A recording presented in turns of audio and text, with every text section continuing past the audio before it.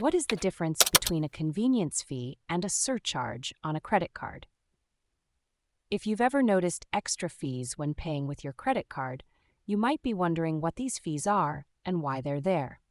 Let's break down the difference between a convenience fee and a surcharge so you can understand what you're paying for. First, let's talk about surcharges. A surcharge is an additional fee added to your bill when you pay with a credit card. This fee helps businesses offset the cost of processing credit card payments, which can be quite high. Here's the important part. Surcharges are only applied to credit card transactions, not to debit or prepaid card payments. In the U.S., surcharges are not allowed in all states, and where they are allowed, they must be disclosed before the purchase and shown on the receipt.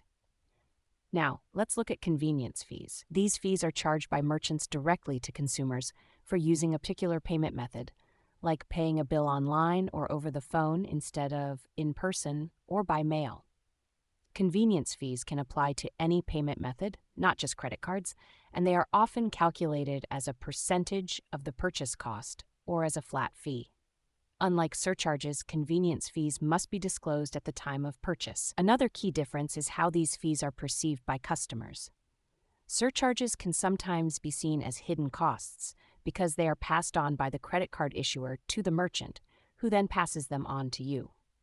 This can create a negative impression. On the other hand, convenience fees are generally viewed more positively because they offer the convenience of using alternative payment methods. In terms of implementation, surcharges are typically fixed amounts, while convenience fees can vary. Surcharges are capped at a certain percentage, usually up to 4%, as set by credit card networks like MasterCard and Visa, though some states have stricter limits or bans.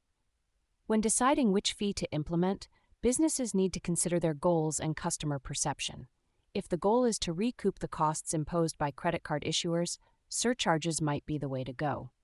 However, if the goal is to offer additional payment methods without absorbing extra costs, convenience fees are often preferable.